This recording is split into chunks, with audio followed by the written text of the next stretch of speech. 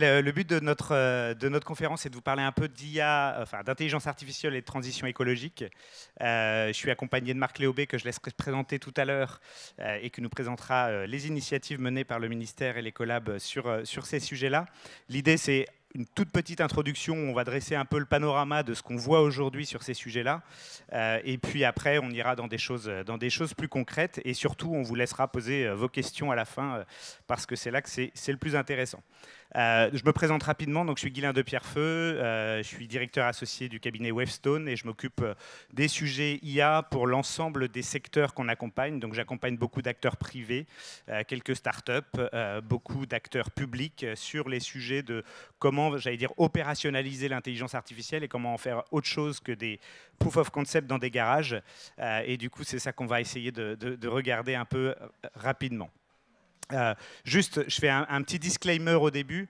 Je ne vais pas traiter ici de la frugalité de l'IA et de est-ce que l'IA est un vilain consommateur de capacité, un vilain générateur de CO2. C'est vrai, et c'est vrai que certains modèles sont extrêmement consommateurs. Ce n'est pas le sujet de la conférence aujourd'hui. Je serais ravi d'en discuter à d'autres moments avec vous. On y travaille beaucoup, mais on va plutôt regarder aujourd'hui le sujet sous l'angle de la valeur que l'IA peut générer pour la transition écologique. Donc le côté bénéfice plutôt que le côté coût, et évidemment qui est à prendre en compte aussi quand on traite ces projets. Alors où on en est aujourd'hui sur la transition écologique et l'IA, ça bouge fortement. Il y a un écosystème hyper innovant. Il y a plus de 200 startups qui travaillent dans la green tech et qui font pour beaucoup de l'IA, pas que, mais pour beaucoup de l'IA. Il y a des initiatives publiques, on en parlera abondamment tout à l'heure, qui dynamisent le sujet. Et donc on est à un moment où ça bouge. L'autre côté positif, c'est que aujourd'hui, on peut dire qu'on connaît quasiment tous les cas d'usage, ou en tout cas une infinité de cas d'usage qui pourraient être réalisés, qui pourraient améliorer la façon dont on gère nos ressources et la façon dont on gère cette transition écologique. Alors, je vais vous épargner le passage de tout ce radar, je pourrais vous le transmettre par ailleurs, mais ça liste un peu tous les cas d'usage sur l'ensemble des domaines dans ce qu'on voit.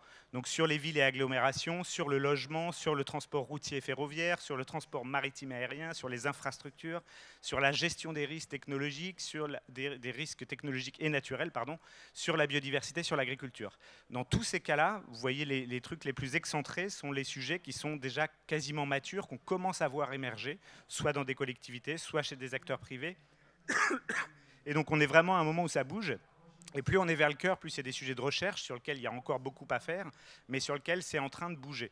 Donc voilà, les cas d'usage, on les connaît. Je vais en citer quelques-uns, parce que finalement, ce qui est intéressant, c'est de se demander finalement pourquoi aujourd'hui ça ne décolle pas complètement et pourquoi aujourd'hui on n'a pas encore fait tout ce qu'on voudrait faire.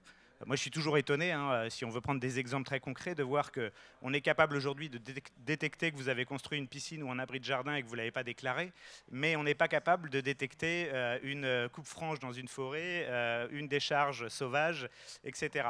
Quand je dis on n'est pas capable, on est évidemment techniquement capable de le faire, mais ce n'est pas encore utilisé dans les processus, en tout cas pas suffisamment pour vraiment que ce soit efficace pour lutter contre ces problématiques. De la même façon, un truc qui m'a surpris quand j'ai fait rénover ma maison, c'est qu'aujourd'hui, on est capable, en tout cas Netflix et Amazon sont capables de comprendre exactement quels sont les besoins de mon ménage et de mon foyer. Personne n'est capable de me dire comment je dois prendre la rénovation énergétique pour mon logement. Et ça m'étonne parce qu'on a tout plein de données sur la consommation, on serait capable de faire des choses incroyables. Et du coup, il y a une question sur finalement comment on fait pour réussir à transformer ça et à faire en sorte que ce ne soit pas juste des idées brillantes, mais que ce soit des faits dans les politiques publiques, dans l'action qui est menée par les services publics auprès des citoyens ou par des acteurs privés, d'ailleurs, qui peuvent se positionner là-dessus. Et aujourd'hui, on n'y est pas encore, tout simplement parce qu'on n'a pas réussi à faire se rencontrer les solutions technologiques qui existent. Il y a encore une fois énormément de startups, énormément d'acteurs, qui ne sont pas forcément des startups d'ailleurs, qui bougent et proposent des solutions super innovantes. Mais côté finalement des métiers, des gens qui sont aux manettes et qui peuvent effectivement proposer des choses, il n'y a pas encore toujours le réflexe de réfléchir data, réfléchir IA et se dire finalement comment on fait pour changer un process. Et puis il y a un peu le côté... Alors, je suis un peu fautif, je suis consultant, donc forcément, je raconte des choses. Il y a un peu le côté de l'IA magique. C'est-à-dire qu'on a beaucoup cru que l'IA, c'était facile parce qu'on voyait des solutions, des belles démonstrations. On se disait, il suffit d'appuyer sur un bouton et ça marche tout seul. La réalité, c'est qu'une IA qui marche, c'est une IA qui change profondément un processus. Parce que si elle ne change pas le processus, ça veut dire qu'elle ne sert à rien. Et du coup, une IA qui marche, ça change un processus, ça change des gestes métiers, ça change une relation avec le citoyen ou le client. Et du coup, il faut accepter ça, il faut le comprendre. Et du coup, ça nécessite finalement un engagement et un investissement dans la conduite du changement, etc.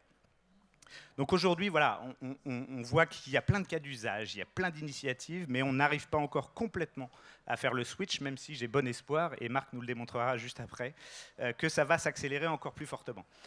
On a mis quelques exemples ici, un zoom sur le radar. Hein. Dans le logement, ce qu'on voit aujourd'hui, c'est la génération automatique d'étiquettes énergétiques. Vous savez, les ABCDEF, il y a des États américains qui l'ont automatisé, parce que finalement, avoir quelqu'un qui vient visiter votre maison pour voir le truc, on peut avoir les mêmes informations par les compteurs intelligents et toutes les informations qu'elles donnent. Donc on est capable de faire des choses automatiques. Sur la gestion des risques technologiques et naturels, il y a des sujets sur l'anticipation des risques naturels, des feux de forêt, des séismes. Alors évidemment, on ne sait pas prévoir encore complètement des risques ou des événements complètement exceptionnels, mais on sait de plus en plus repérer des signaux faibles, anticiper, prédire et surtout alerter le plus rapidement possible. Et ça, il y a beaucoup d'applications d'IA là-dessus. Sur la biodiversité, vous connaissez tous les applications qui permettent de reconnaître les plantes ou les animaux. On va plus loin, mais ça pourrait être utilisé surtout pour détecter des tendances de disparition, détecter des tendances d'apparition, sait-on jamais. Et il y a énormément de cas d'usage là-dessus. Sur le transport et la mobilité, c'est peut-être un des sujets qui bouge le plus aujourd'hui, sur l'analyse des accidents passés pour identifier les zones accidentogènes. On peut aussi, on a travaillé dessus, il y a des travaux là-dessus sur l'optimisation de la localisation des bornes de recharge pour véhicules électriques. Vous savez que c'est le problème qui va émerger beaucoup. Et du coup, il y a, voilà, donc c'est quelques exemples qui montrent qu'effectivement, on n'est pas loin, on a les idées, on a les solutions, il n'y a plus qu'à. Et du coup, Marc va nous dire comment. Merci Guilain. Alors, qui est-ce qui a vu Matrix ici? Bon, donc j'ai bien fait de ne pas préparer ma présentation sur le métavers. Comme ça, c'est toujours ça de gagner.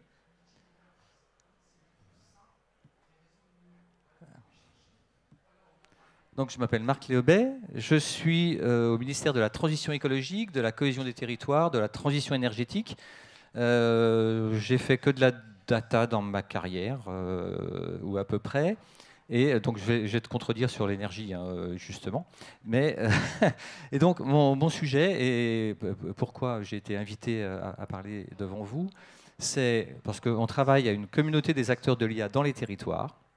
Et on a un sujet qui est des démonstrateurs d'IA dans les territoires, avec 40 millions d'euros de subventions apportées pour les projets qui seront portés par les collectivités et les entreprises. Donc ça, c'est le sujet principal. Alors, qu'est-ce que c'est que cette communauté? En fait, les startups françaises n'ont en général pas de problème pour réunir un tour de table. Et puis, la plupart ferment au bout de 5 ans parce qu'elles n'ont pas trouvé de clients. Et donc, l'enjeu, c'est de pouvoir faire se rencontrer les besoins des collectivités et les solutions qui sont portées par les entreprises, et si possible, faire en sorte que les solutions portées par les entreprises soient capables de s'adapter aux vrais besoins, parce que les besoins, eux, on ne va pas les changer. Donc ça, c'est la clé de notre sujet. On a lancé ça au mois de mai. Donc, on a aujourd'hui un peu plus d'une centaine d'acteurs qui suivent ce qu'on fait et qu'on écoute. Et le sujet concret, parce que la communauté, c'est très gentil, mais si on n'a pas de sujet concret, on n'attire personne et c'est bien naturel. Donc, c'est donc un appel à projet. Quand on a commencé à rencontrer les acteurs, les filières, les collectivités, etc., à partir du mois de décembre, la réaction, c'était encore un appel à projet. Vraiment, donc on a très très vite compris qu'entre le plan de relance, France 2030, les PIA et tout ça, c'était juste insupportable. Et donc, on a retenu 3 choses, en particulier des interconnectés. J'ai cité Nantes Métropole parce qu'il y avait Claire Sachaud de Nantes Métropole qui était dans le groupe. C'est, premièrement, il faut simplifier. Vraiment, les appels à projets avec 60 pages de paperasse administrative, ce n'est pas possible. Deuxièmement, il faut arrêter de mettre en compétition les collectivités les unes contre les autres. Et donc, on a essayé d'écouter ça avec la prise en compte de ces différentes remarques dans l'appel à projet. Alors, le tout petit problème, c'est que... Enfin, on va d'abord commencer par les choses positives. Donc, on a porté un texte, c'est la Caisse des dépôts et consignations avec la Banque des territoires qui est l'opérateur chargé de ça, et on a publié le texte le 13 juillet au soir, ce qui est à peu près la pire période pour publier un appel à projet, on est bien d'accord, mais c'est comme ça. Et on a, dans cet appel à projet, c'est marqué territoire intelligent et durable parce que la simplification que nous avons portée en ayant écouté les gens des collectivités, c'est que justement, si une collectivité porte un projet dans territoire intelligent et durable, qui était un appel à projet déjà lancé de France 2030, il y a 0 tâche administrative en plus. Donc ça, c'était le côté simplification. Évidemment, au niveau du discours, au niveau cognitif, c'est un peu compliqué. Donc c'est pour ça que je parcours les salons pour expliquer. Si vous n'avez pas compris, c'est simple. Vous venez me voir et moi, je vous explique un peu plus en détail. Et donc, on a créé une page, comme ça vous aurez l'URL, où on a essayé de mettre les choses un peu plus pédagogiques, de raconter un peu plus d'histoire, de rendre les choses un peu plus accessibles pour des gens qui ne sont pas des grands professionnels de l'appel à projet. Et en fait, quand on a commencé nos échanges, on a dit c'est simple, nous c'est la transition écologique. Alors la transition écologique, c'est à peu près tout. Sauf qu'on nous a dit oui, mais on ne va pas savoir par quel bout prendre les choses. Donc on a décidé de mettre en avant des cas d'usage. Donc, contrairement à ce que cette image peut laisser penser, la sécurité ne fait pas partie des cas d'usage, de même que la santé et le social. Sinon, dans une collectivité, tout le reste fait partie des cas d'usage que nous visons. Donc, au premier lieu, l'énergie. Ce n'était pas totalement la priorité, je dirais, jusqu'au 22 février 2022. Maintenant, un peu plus, même beaucoup plus. Donc, par exemple, on a rencontré les collègues de la MAPES qui s'occupent en gros de la transition écologique pour les établissements de santé. Entre Nouvelle-Aquitaine et Pays de Loire, il y a 4400 établissements de santé. Leur facture d'énergie va doubler ou tripler l'année prochaine. Et là, on parle des EHPAD, des hôpitaux, mais aussi des CHU. Un CHU, c'est entre 4 et 5 millions d'euros de facture électrique. Et on ne sait absolument pas quelles sont les installations qui consomment quoi. Et donc, contrairement à ce que disait Guilain, on ne sait absolument pas comment les ménages consomment l'énergie, comment le secteur tertiaire consomme l'énergie. On a zéro data.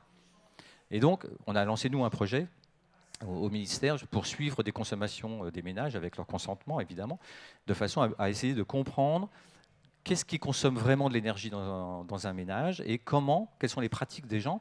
Parce qu'aujourd'hui, on a des discours, il faut faire ci, il faut faire ça, sauf que, premièrement, on ne sait pas si les gens nous écoutent, et deuxièmement, on ne sait pas si ces gestes-là sont vraiment les plus importants à faire. Donc d'abord de la data, et après, l'idée, c'est de faire tourner de l'IA dessus pour être capable de détecter des choses sur Linky ou d'autres données et avoir, disons, des fondements à nos communications.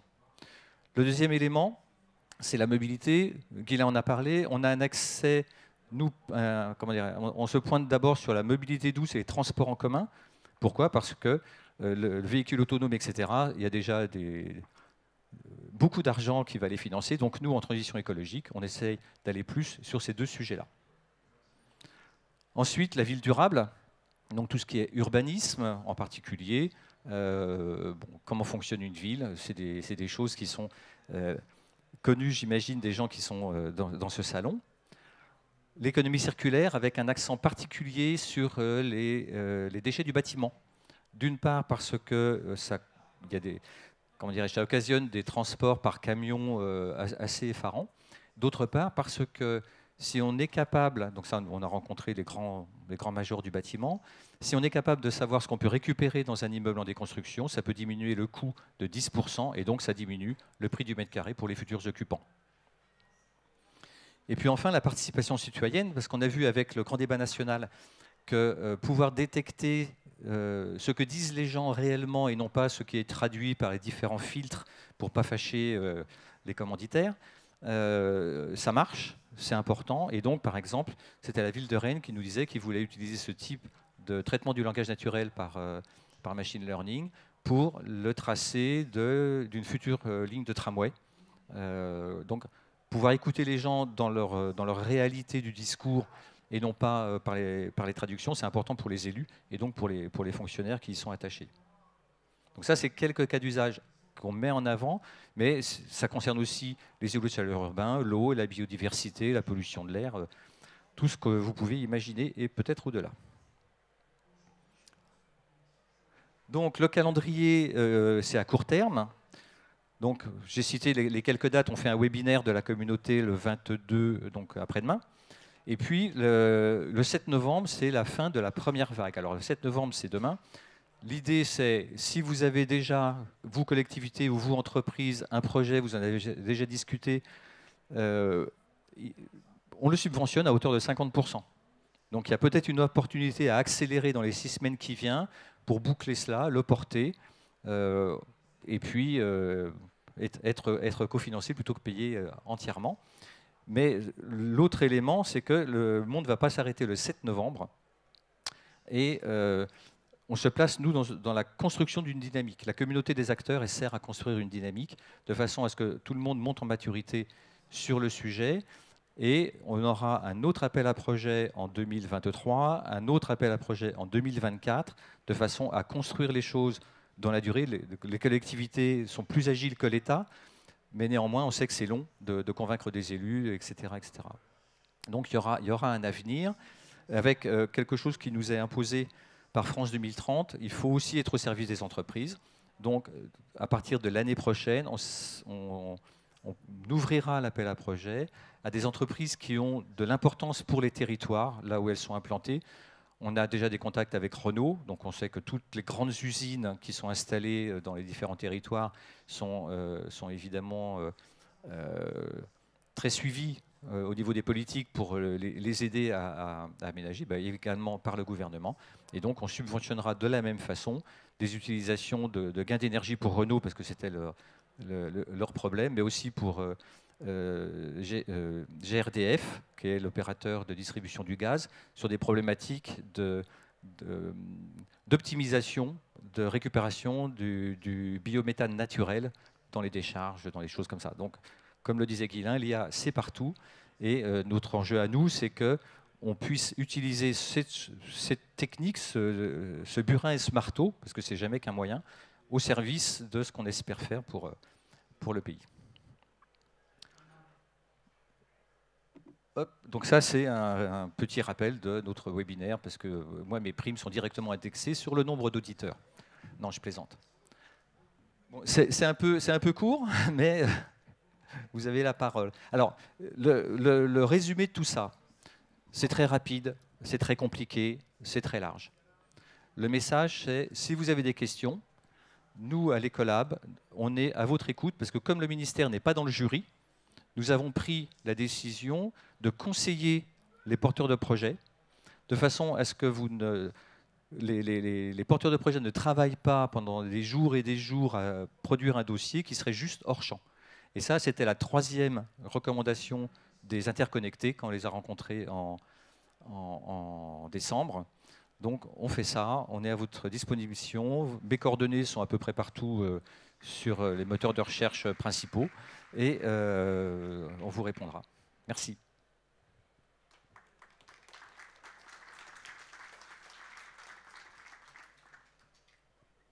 Y a-t-il des questions dans la salle ou hors de la salle? Oui. Parce que je vais répondre. Oui, merci. Donc je comprends que c'est pour accompagner les collectivités, pour mettre en place de l'IA dans les différents domaines que vous avez cités. Est-ce que c'est uniquement une aide financière ou vous avez aussi une aide, je sais pas, méthodologique, d'accompagnement, enfin, est-ce que c'est juste sur Alors nous, on finance. Enfin, nous, on ne fait rien. Nous, ministère, on donne les sujets et le secrétariat général pour l'innovation de la Première ministre finance. Et donc, l'enjeu, c'est bien que la partie appui, on a décidé de se mettre vraiment à la phase amont. C'est-à-dire qu'on est en train de produire un catalogue de start-up qui proposent des solutions, de façon justement à pouvoir vous aider. Alors, il n'y a pas de labellisation, hein, c'est juste celles qu'on a trouvées les plus intéressantes et qui nous contactent. Et puis aussi, il y a plein d'entreprises qui sont des interfaces entre collectivités et start-up. Parce que les deux se comprennent assez mal, finalement, d'après l'expérience. Donc, nous, on est en amont. Après, c'est la liberté des collectivités de s'organiser comme elles l'entendent, et on ne va pas aller vous expliquer. Moi, je suis un fonctionnaire d'administration centrale, je ne vais pas dire aux collectivités comment elles doivent travailler. Ça me semblerait un peu ambitieux. Il y a une question en ligne ? Non.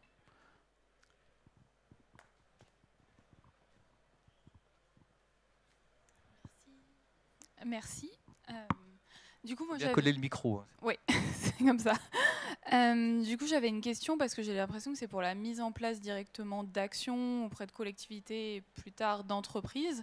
Est-ce que vous avez également des choses peut-être à destination de branches professionnelles ou d'OPCO qui peuvent aussi aider des plus grosses structures, enfin, en tout cas des structures plus multiples dans le cadre de la transition écologique ?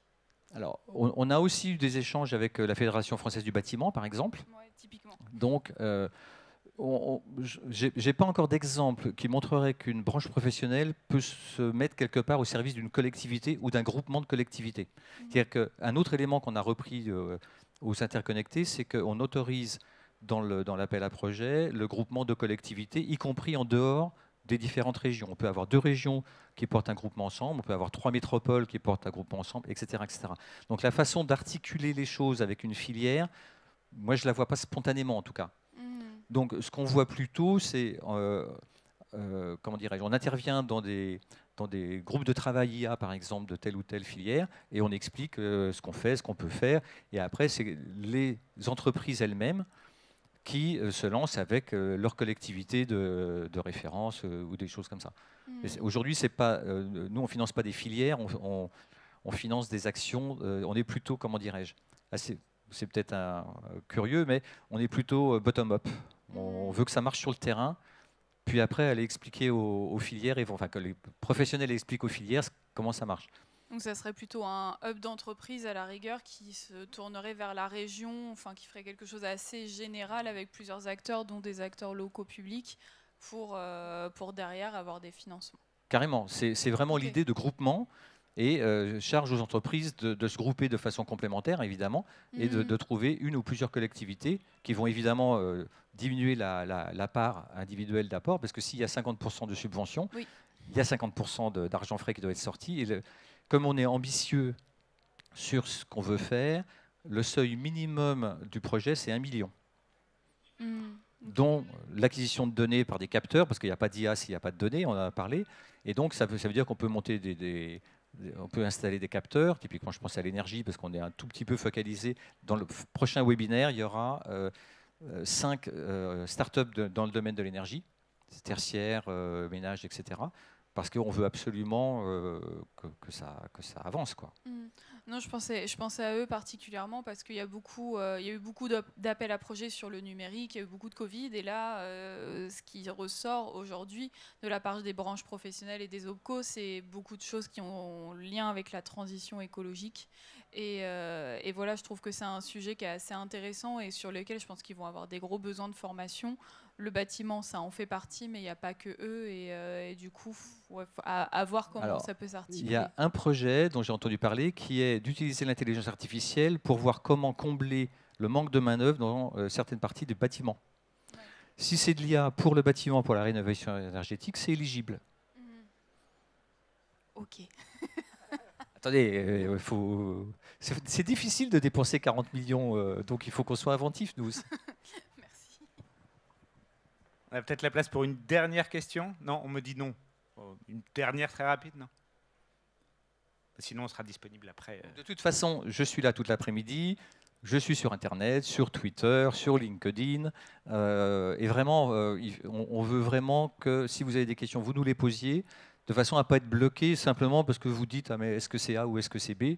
Nous, on vous dira c'est A ou c'est B. Puis après, vous verrez si vous y allez cette fois-ci, la fois suivante. Mais je pense que ça va être difficile dans les 5 années qui viennent d'être complètement en dehors du champ de l'IA quand même. Merci de votre attention et puis Merci à tous. à bientôt.